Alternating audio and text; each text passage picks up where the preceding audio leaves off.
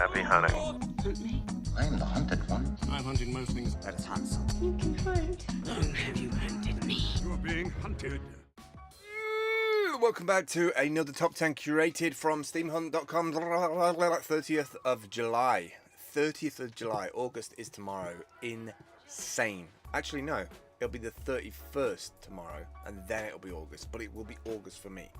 Alright, let's get into the top 10 for today. First one is from Cowan. Cowan, they make some incredible players, audio players, hi-fi players. Think of it as a Walkman, digital Walkman, solid state, no tape or crap like that. Not like a Walkman. Imagine it as a modern day Walkman. Hey, what's going on with my lights? Come on, hey. Imagine it as a modern day Walkman. Perfect 2 for best quality audio. The Plenu 2 Mark II.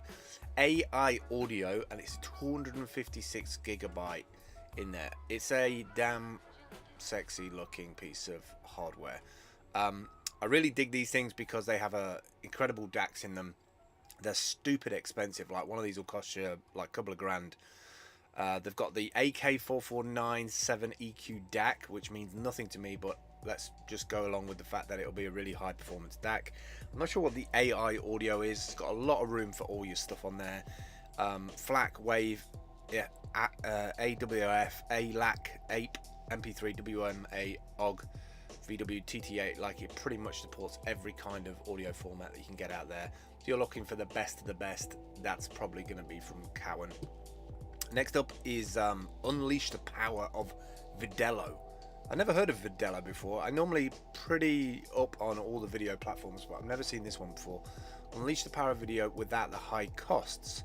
So more than just your average video hosting. It's kind of got a bit of a Wistia vibe to it. It's kind of interesting to me. Sales and lead generation, video split testing, upload, customize, optimize, analyze. And like I say, the actual styling of it looks very much like Wistia. I wonder if they use Wistia as the storage backend, but then they've just got like built tools over the top of it. So you could, it's all mobile responsive, simple configuration, advanced analytics, secure hosting, coupon slides. That's interesting. E-commerce slide, sales slides, domain protection, stylized video frames, lower third animations. The lower third animations is kind of interesting to me because you don't normally get something like that. And automatic video SEO. Boost all your traffic. Videla's automatic video SEO. All your videos are automatically optimized for the search results in both Google and Bing. Watch our quick video for full details. Video gifts for email marketing. So it's got pretty much all the stuff that the big guys have got, like Wistia. Maybe they're just the pricing is a little bit different, or they're just going for a different market set. Who knows? Next up is Fupio. Deadsimple decentralized microblogging application. This is kind of interesting that this has popped up because I know that Blockstacks met Steemit at like a conference. It might have been not Confluence 2018, something like that. Begin with a C anyway. Consensus 2018, that's what it was. I think they both met there. I don't know if they knew each other before that.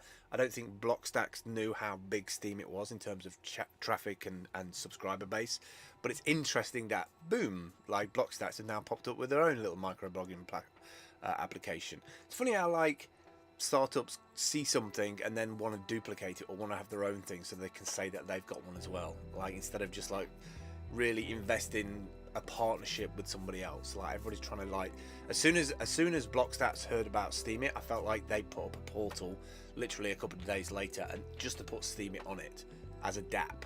Like, I don't know, man, it was like somebody frustrated that they didn't have the reach of Steemit, so they just made a portal and put Steemit on it to show that they were in with it in kids. I don't know, it wound me up a little bit. Anyway, next up is OffCents, travel with zero emissions. Automatically detect, calculate and offset your CO2 emissions from travel. Love this. Reduce your carbon footprint. Obviously, you've got to find out where this money is going to. I guess you could just spend it on the things that you know will have a local impact. Effortlessly reduce your emissions. Track your trips, erase carbon emissions, fight global warming by offsetting emissions for just a penny per pound. Significantly support scientifically verified projects that reduce greenhouse gas emissions. Kind of cool. I like the fact that they cover those projects there. You can see the projects that we support: energy efficiency, forestry and agriculture, methane capture, landfill gas, renewable energy. I kind of dig it. I definitely want to use this when I travel next and see how much that is, and then instead of just paying money to these guys, find a way to, like, I don't know why that is, but I don't trust that. I don't trust that they're gonna use that money properly. I guess if they had a blockchain as well, if OffCents had a off coin or OffCents coin, and it was on a blockchain, so it was like transparent and open, and I could see that impact that I was having, the finances, the money was going to that company, and I could see the results of it. It's like, it doesn't feel like it's all connected up. It feels like, I think it's one of the reasons why when I was in my early 20s, you know, I was really into like giving away to charity. I had like 5 or 6 charities on the go every month coming out of my council money, my job that I was working in a local council. But I never felt like, I never had a two-way connection with those charities. And I think that's one area that charities could really benefit a blockchain, because then we can share that information in that like open ledger format. We could share it with other services. Next up is Capsula. I think I'm saying it correctly. I don't know why I didn't hunt this before, because it's a fantastic little application. It's a web app. You connect up your Twitter and your Twitch to it, and basically it will slow release a bunch of tweets that you put in a schedule. And that sounds pretty lame just on its own, but actually it's a little bit more complicated than that. And it has a few features in there which make it perfect for a Twitch streamer. So it will send a tweet before you get started, and then it will gradually, you know, on a schedule, send one every like 45 minutes or every hour. And the reason for this is to try and grab some of that live audience that's on Twitter, who probably don't know that you've been streaming live for an hour because they maybe missed the first tweet. And it's just, it brings people in. It's like an audience development tool for Twitter. So it's perfect for Twitch and Twitter users. If you've got quite a big reach on Twitter, but you're only just starting out on Twitch, it might be really useful for you. I did try it, but I don't have a fast enough computer to stream and to game. So I'm trying to work on that. When I get that, I'll definitely be using this every day. Talking of things that I don't have, I would love one of these. The Panasonic GH5S, the C4K, I don't know what the C bit for, mirrorless ILC camera body with 10.2 megapixel high sensitivity. What I like about this more than anything, 4K, 60 frames a second, brilliant quality. I could have a lot of fun with this. I could have a lot of fun making cinemagraphs with this. Stick it on a fairly decent gimbal, maybe one of those, I think it's called the Glide 2, which is like a bigger version of one of those little steady gimbals. And just get out there recording, see how far you can push this on the low light, because I know they're pretty damn good for low lights, and then just chuck on a bunch of decent lenses on the end of it. Again, it all comes down to that really, how much money you spend on the lens. It's already dropped here by 200 bucks, so $2,000 body, just a body on its own. For that level of camera technology, it's a really good deal. Next up is the Waste Shark. There's a bit of an eco-environmental like lean on Steam Hunt these days, and I'm digging it because we definitely need to do more of it. It's actually tiny, this thing. It's a lot tinier than I thought it was. The Waste Shark is designed for round-the-clock waste collection. It also scans and monitors the environment, sending data back to Central Command. 16 hours a day waste collection. That's pretty good. Data collection and transmit. Waste type, plastics, microplastics, alien vegetation, duckweed, floating debris, territorial, trafficked walker, confined space, tight angles, steering control, remote control or plotted, environmental sensors, depth, temperature, water quality. I mean, I think any company who's making these or selling these, anything that can be like automated or made bigger than this, collecting all of that crap up and then recycling it, there's going to be money for that, because we desperately need to get all that crap out of the oceans, out of the water. We need like, I don't know, 100 of these, like 3 times as big, probably even bigger than that, to collect some of that trash in the sea. Next up, the Eco Panel Heater.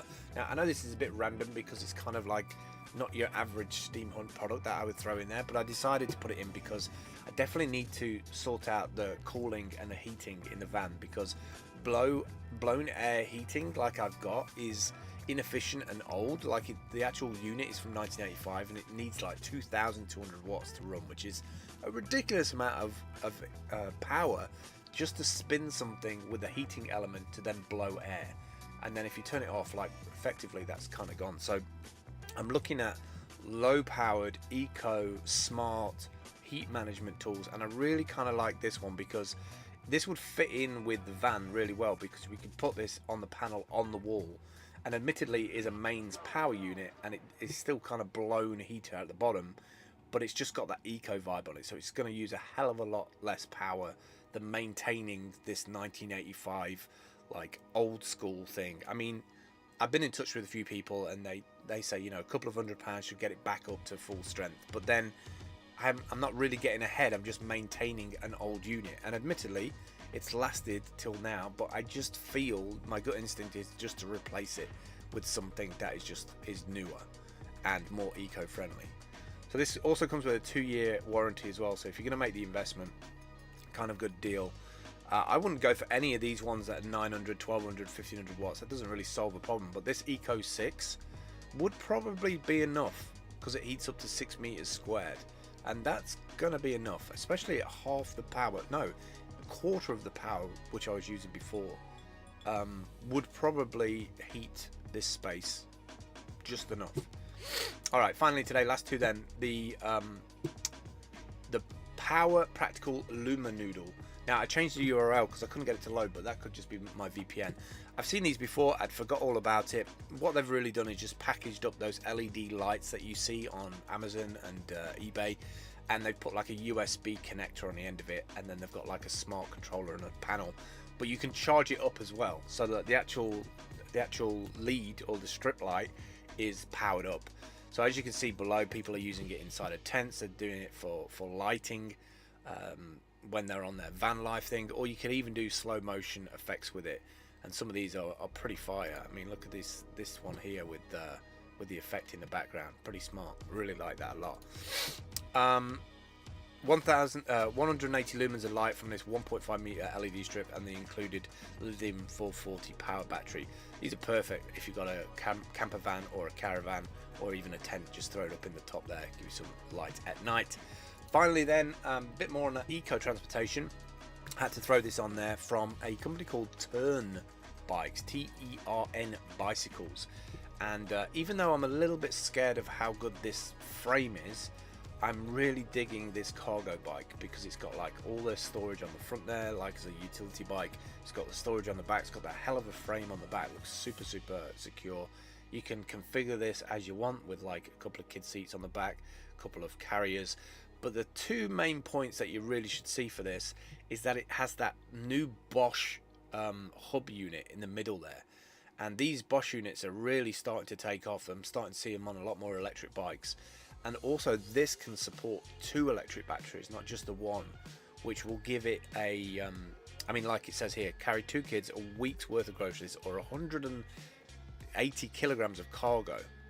Packs down small enough to fit in a VW Touran or as an urban apartment, plus it adjusts to fit riders from such and such to such and such. But those 2 batteries, as far as I know, they can take it up to like 150, 200 kilometers. I mean, you can see here, like, that looks like a kind of like super condensed, I like the guitar in the back actually, that's kind of cool. A super condensed unit with enough power on there to get you from A to B. If you are in a city life and you're moving products around, maybe you're doing deliveries, it's perfect.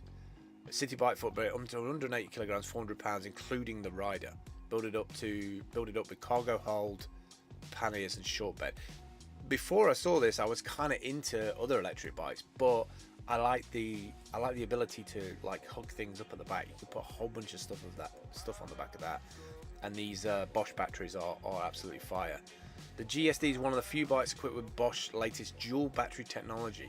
You can connect up to 2 batteries for a range of over 250 kilometers.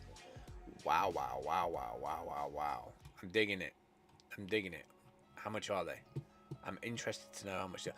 I hope it's not one of those things where like they don't put the price and you have to get the price through a dealer. But actually, on closer inspection, that frame doesn't look too bad. I would be a little bit worried about how heavy it is, and I definitely wouldn't leave these things leave it outdoors anywhere with all that stuff on it. But that is a nice bike. That is a really nice bike. Alright, that is it for me today. Sorry I was just like lusting over that bike then. This is the website, steamhunt.com. If you've never seen it before, if you're coming across this video for the first time, it is a decentralized product hunting website similar to Product Hunt if you've used Product Hunt before.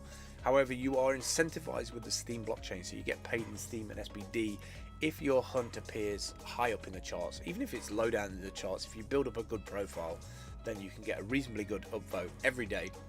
There's a bid bot that goes around after midnight Korean time, so it's about 4 p.m. GMT in the afternoon. And this is what it looks like. All the hunts are on the right hand side. When you click on one, it appears on the left hand side. Hitting the white button takes you through to the link. You can fill out this form by just clicking on the plus button next to your profile at top right. Fill out various things on there. Also put a picture in, put some tags, descriptions, and it'll post onto the Steam blockchain using your details, and also onto the Steam Hunt website for other people to comment on, to upvote. And there's a whole bunch of stuff on there as well, so you should go and find other stuff, comment on it. If you've ever used one of those devices before, let people know what you think of it. And that's it from me today.